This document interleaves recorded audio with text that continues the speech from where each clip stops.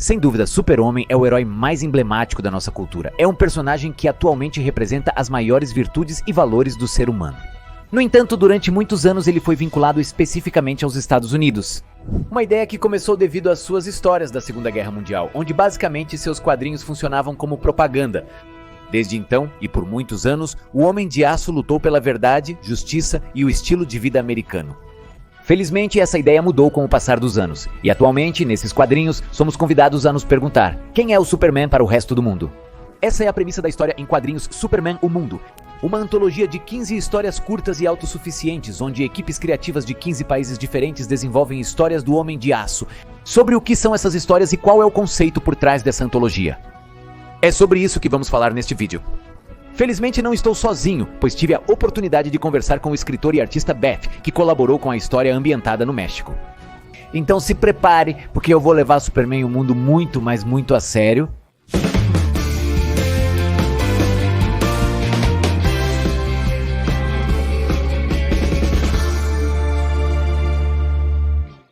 Uma pequena observação, neste vídeo não vou te dar spoilers específicos da trama de O Mundo. Na verdade, vou fazer uma análise dos temas que são apresentados.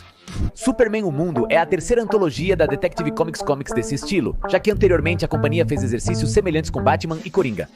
E, como mencionei, a ideia central é mostrar como o Superman é percebido em diferentes partes do mundo. Cada país onde a Detective Comics é publicada, eles pedem para uma equipe local criar uma história com o personagem situado no seu país. E desde que saiu Batman o Mundo, eu me apaixonei por essas antologias. Porque é uma oportunidade raríssima de ver os personagens de maneiras que você nunca tinha visto antes. Isso porque cada equipe criativa conhece bem seu país de origem. E é capaz de contar uma história que misture um ícone da Detective Comics com seu contexto social e político, o que resulta em histórias muito interessantes. Por exemplo, tem uma sobre o Batman tirando férias e relaxando na Espanha, que é desenhada com esse estilo de quadrinho europeu. Outra coisa que eu gosto muito dessas antologias é que elas são perfeitas para quem está começando a ler quadrinhos, já que são histórias que se desenvolvem em poucas páginas e são autossuficientes. E que você não precisa estar por dentro da continuidade da Detective Comics para entendê-las. Ou seja, para entender Superman o Mundo, basicamente você só precisa saber que existe o Superman.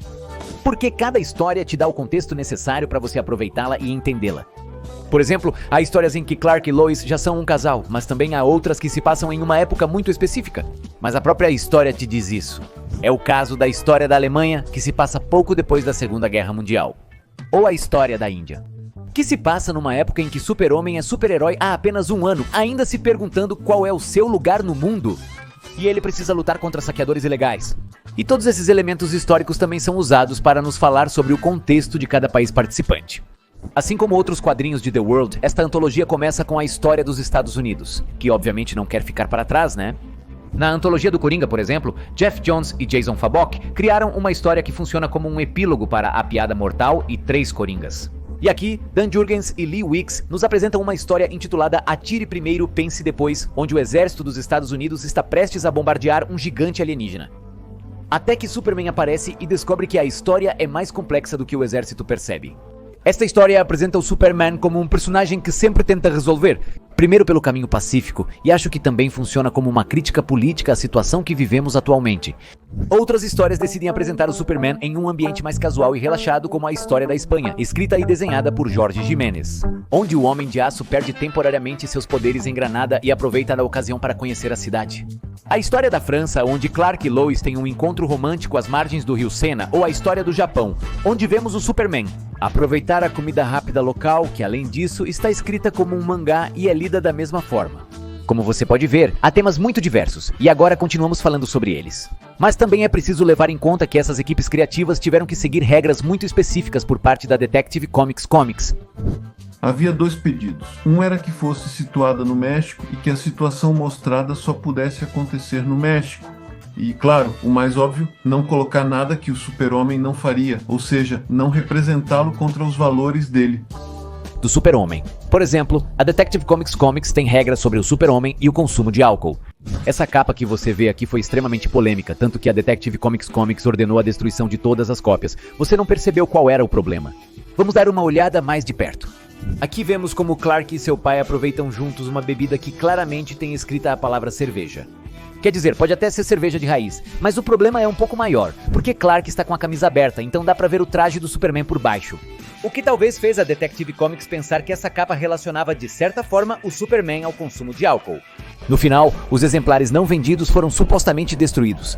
E relançaram a capa com essa mudança onde se especifica que eles estão tomando refrigerantes. Isso é algo que também é esclarecido em quadrinhos como Superman O Mundo, onde se especifica que Clark e Lois estão bebendo um mocktail. E em Superman da Era Espacial, onde Clark frequentemente vai a um bar, mas para tomar leite. Embora neste quadrinho de Os Novos 52, Superman realmente brindou com alguém, mas depois de especificar que não bebia álcool. E também há outra história da mesma época, onde vemos Clark perder seus poderes e ficar bêbado. E já ouvimos beber álcool em outras adaptações, então suponho que as regras podem ser quebradas de vez em quando. Mas enfim, vamos continuar. Outra tendência nas antologias de World é que as histórias nos falam sobre certos elementos específicos da cultura de um país.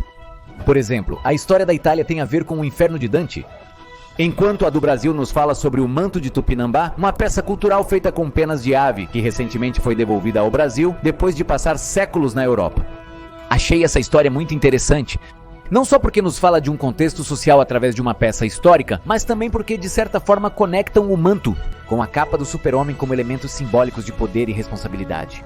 Outra história que achei muito interessante foi a da Argentina, de Mauro Mantella e Agustín Alessio, já que retoma conceitos como a selva escarlate de Krypton, que aparece nos quadrinhos da Era de Prata.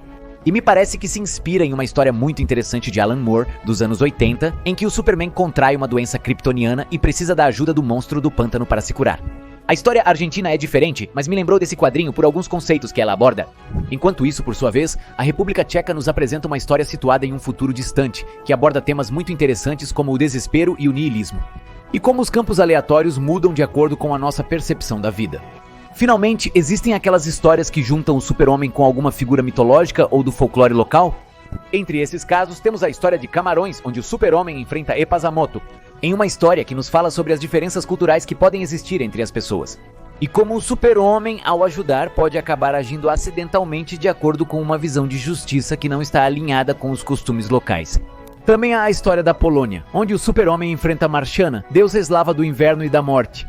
E finalmente a história do México, ilustrada e escrita por BV, onde o Homem de Aço fica cara a cara com Huitzilopochtli, em uma história que enfatiza que ambos são divindades solares, mas em contextos e épocas diferentes.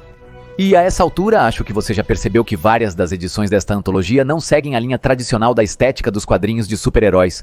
Mas também há um motivo por trás disso. Muitos artistas já desenharam o Super-Homem, cada um com um estilo particular, mas apesar disso, os quadrinhos de super-heróis tendem a seguir uma linha específica, onde se destacam as poses de ação, corpos musculosos e tradicionalmente estéticos que transmitem o enorme poder desses personagens e o drama de suas aventuras. Mas quadrinhos como Super-Homem, O Mundo apostam em propostas diferentes, já que, por ser uma antologia de histórias curtas, busca mostrar como diferentes países percebem o Super-Homem. Faz sentido que algumas das propostas saiam do comum. É por isso que há histórias em preto e branco, com cores acentuadas, designs mais próximos da clássica história em quadrinhos mexicana. Com tudo isso, e as onomatopeias e versões mais experimentais de mostrar o Homem de Aço. Não se trata de negar a existência clássica, mas de mostrar que o Superman também pode habitar outros estilos e texturas, dependendo da história que se pretende contar. Assim como já tínhamos visto através da arte de Frank Miller, Darwyn Cook ou Frank Quitely, que tem visões muito particulares do que é o Superman. Eu até brincava em mais de uma entrevista. Eu dizia que com o tipo de desenho que eu faço nunca vão me dar trabalho na Detective Comics, e também nunca procurei por isso. Ou na concorrência, não sei, não é a minha linha, mas me aceitaram. Ou seja, mandei o teste e o pessoal da Detective Comics gostou muito. Eu acho que eles estavam justamente procurando uma amostra bem diversa de histórias em quadrinhos ao redor do mundo. Eu, pessoalmente, uma das coisas que mais gosto nos quadrinhos é que não é só a trama e o que aparece nos quadros que vão te contando a história. Mas elementos como o tipo de traço e até mesmo o tipo de letra também nos dão informações relevantes para a trama. Neste caso, a ideia é que cada equipe criativa use a história e o desenho para nos apresentar sua visão particular do Super-Homem. Uma que é diferente do que normalmente vemos. Eu justamente recorri ao Super-Homem clássico, agora eles chamam de Era de Bronze, tipo dos anos 70 e 80, que é o que eu li. Tinha a peculiaridade de que não era violento, e isso é algo que eu gosto muito. Ele anula o inimigo dele, faz algo para que o supervilão não possa mais ser perigoso, mas não vai lá e bate nele. E de fato, esse é o Superman que vemos na história da Beth. Essa versão que usa mais a inteligência do que a força para conter seus rivais. Algo que eu sempre digo é que o Superman é um personagem muito difícil de escrever. Não só porque ele é muito poderoso, mas porque todos nós temos em mente uma ideia de quem ele é. Desde o fã mais apaixonado pelos quadrinhos até a sua tia, aquela que manda memes de pelinho. E o desafio dessa equipe de criadores foi justamente esse, contar para nós quem é o Superman para eles. É uma pergunta muito boa. Olha, é o personagem que inaugura a mitologia dos super-heróis, e os super-heróis são... Eu acho que junto com o jazz, os super-heróis são como a grande contribuição cultural dos Estados Unidos para o mundo. A ideia dos super-heróis, o conceito do super-herói é uma contribuição totalmente norte-americana. Além disso, muito dentro da ideologia norte-americana. Eu comecei a pesquisar com muito cuidado, como se fosse a história do Superman, e descobri que originalmente ele é como um personagem, de certa forma, de classe trabalhadora, como se fosse isso. Inclusive isso é dito nas primeiras aparições, como se ele estivesse do lado dos oprimidos.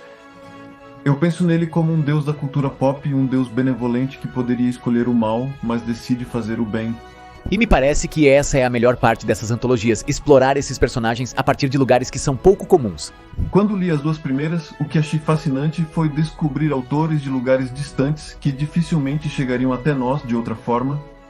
Quero dizer, penso em autores turcos ou da República Tcheca, que é muito difícil de conhecer, e a maneira como eles contextualizam para seus diferentes contextos e culturas, acho que isso é o mais interessante. Quero pensar que é por aí que vai o espírito. Coleção. E é por meio de propostas como essa que a Detective Comics continua apresentando o Super-Homem como um herói global, um símbolo de esperança que não conhece fronteiras e que enxerga além das necessidades de um único país. Porque hoje em dia, o Super-Homem continua sendo o maior herói de todos, alguém que luta pela verdade, justiça e um amanhã melhor. Isso é tudo por hoje. Eu sou Gó e continuo enxergando além do óbvio.